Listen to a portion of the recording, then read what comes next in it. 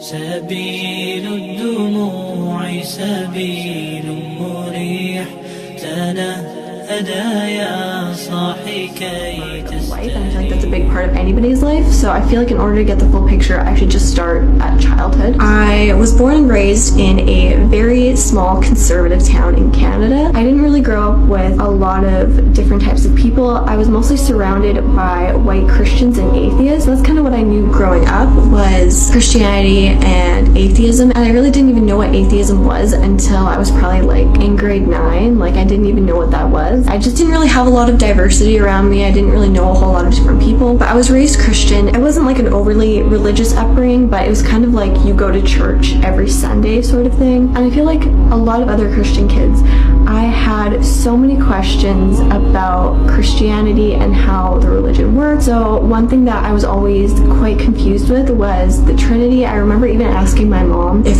Jesus was God. I remember my mom explaining to me that at the time, obviously, that we believed that Jesus was the Son of God, which obviously I don't believe in anymore. I just found that quite confusing. And I want to clarify that I mean no disrespect to anybody. You can believe what you want to believe in. That's perfectly fine. I'm not judging anybody for that. I'm not criticizing anybody for that. You can believe in what you want to believe in, and I respect your decision. But personally for me, like growing up, I just had a lot of questions about Christianity, and it just wasn't, I guess it just wasn't for me. And then I also went through confirmation when I think I was like 13 or 14. That's basically where you like reaffirm your faith. You go to classes like once a week, and you basically relearn Christianity, kind of get like baptized again. So I went through that, and one thing that really stuck out to me through confirmation was that one of my confirmation teachers actually was very honest with us and said that there are parts of the Bible that are false, and we don't know what parts that is, because she kind of explained that it was like a game of telephone where it was passed down for many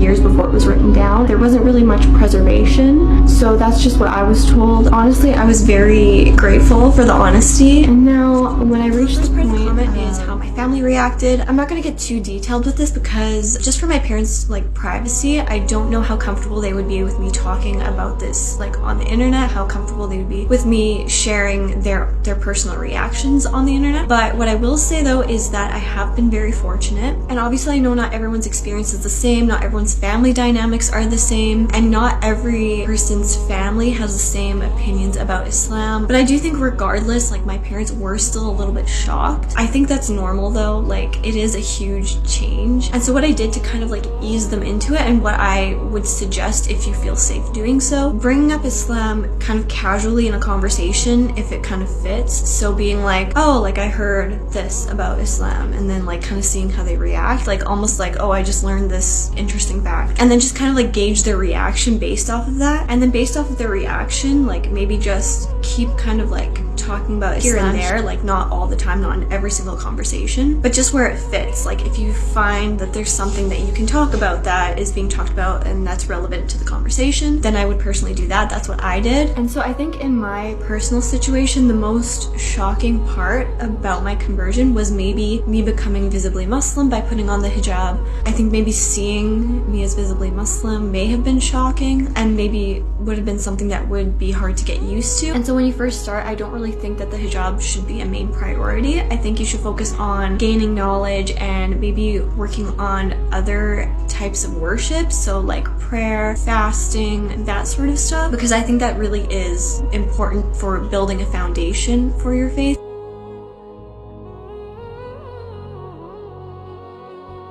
And then you can maybe build up to it if you're ready and when you're ready, because the hijab can come with time, and obviously God knows your intention. So like if you don't feel safe wearing it, or if you don't feel safe wearing it around certain people, then I would say like personally, like don't stress about it too much, because obviously your safety is important. Take your time with it. And I would say like in general, if you don't think that your family would be accepting, or if you don't think it's safe to do so, then I would personally suggest converting first, and then when you're able to, when you think it's safe, if you ever think it's safe, then go ahead and tell them. I personally wouldn't hold off on converting just because you're worried about telling people. Telling people can come later, because ultimately converting to Islam is for yourself. It's important to convert sooner. That's a mistake that I made, and I've talked about this before, is that I waited to convert until I was ready to tell everybody, and I think it probably would have been better for me personally to convert and then tell people when I was ready. course, everybody's situation is different. And so now, because everyone's family situation is different, I would suggest maybe going on YouTube, finding videos of how other people told their family, like the ways that they told their family, because maybe one might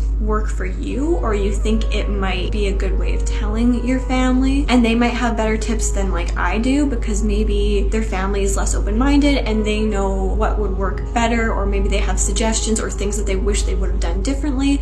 So in that regard, they might have better advice than I do. And so the next part of the question was how I basically got involved in the Muslim community. And if I'm being honest, this is something that I struggled with and I continue to struggle with. And right after I saw this comment, I saw another Muslim on Instagram say how they struggled with this as well. So this definitely isn't an uncommon thing. I personally am very introverted, so I think I struggle with it a lot. If you're more extroverted, then it might be a little bit easier, but I think obviously it is still nerve-wracking regardless, just because there are different like social etiquettes and things like that that you might not be aware of. You might worry about like, oh, am I gonna make a mistake? Like if I go to the mosque, am I gonna make a mistake? Am I gonna do something wrong? And then like, you know, you might have anxieties like, are people gonna get mad at me if I do something wrong? Which like obviously we shouldn't worry about what people think. Like we'll learn as we go. Like it's a learning process. You're not gonna know everything right away. But still, regardless, like you're still gonna have anxiety. It's perfectly normal. So I just wanna like reassure you. And so I think the way that most reverts become a part of the Muslim community is by going out of their comfort zone and going to the mosque. Obviously not everybody has a mosque near them, but this is just one option, obviously. Personally, I've only been to the mosque like twice. So once was when I was first learning about Islam before I married my husband, and then the second time was when I got married in the mosque. Every time that I went, I was actually treated with like a lot of kindness. Nobody was really like rude to me or anything like that, because everybody knew that I was just learning. I actually didn't even have a hijab at the time. I didn't know where to find hijabs, so I was very lost. I definitely looked very out of place, but everybody was still very kind and very understanding of that, and nobody like pointed that out or shamed me for that in any way. So that's what I'm very thankful for, honestly, because I think most people are very understanding. You might have the odd person that, you know, might not be as understanding, that you're new and you don't know everything yet, but I think for the most part people are very understanding. And one thing that I would suggest, because I mentioned in my revert story like in like 2 videos ago, I guess, that I went to a class initially. The first time I went to the mosque, I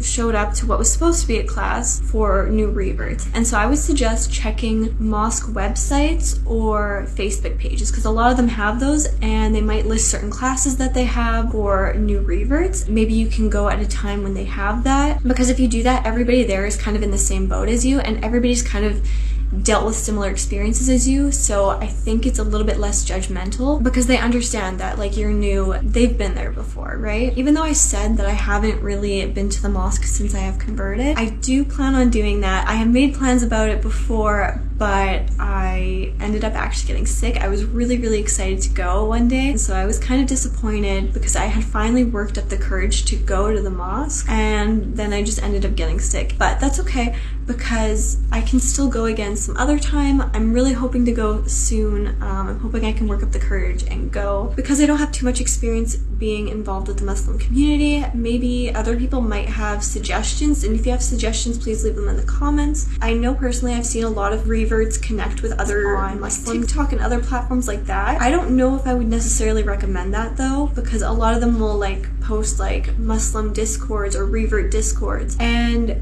I don't know if I would personally recommend that, because honestly it is a lot of them aren't just for women or just for men, and you could run into issues in that way. There might also be like local Facebook groups for like, say, like Muslim women only. I know there's some in my area, so maybe you could actually connect with other Muslims online through like Facebook groups where they actually have to go through everyone and accept them into the group. So this specific commenter seems to be very concerned that they won't be able to make new friends if they lose the friends or the family that they currently have. And I would say that if you're extroverted, you probably will have a better chance. Like, I'm super introverted. I haven't really been able to push myself outside of my comfort zone. And I think if you are able to do that, I think you probably will be better off, and I think you probably will have an easier time making friends, because all of the reverts that I know who have been able to push themselves out of their comfort zones have made new friends and are able to make friends who obviously have the same interests as them and the same lifestyle as them, which I think is really important as a Muslim. Obviously, like, I have my husband and I would love to have Muslim friends, honestly. Hopefully one day I will be able to actually push myself out of my comfort zone and then go and make new friends. But yeah, I just want to let you know that these anxieties and these issues that you're facing are very, very normal. Also, if you're a new revert and you go to the mosque, I know a lot of people really want to help new reverts, so I think a lot of reverts will have people coming up to them, especially if they're struggling with something. Like if you're struggling to pray, or you look like a little bit lost, or you look kind of new, I think you will have a lot of people coming up to you. Just from what I've heard from other reverts' experiences, this is kind of what they've dealt with. So I think in general, a lot of Muslims want to help new people. I do pray that Allah makes it easy on you. So if you have any suggestions, please leave them in the comments so that we can all benefit from them.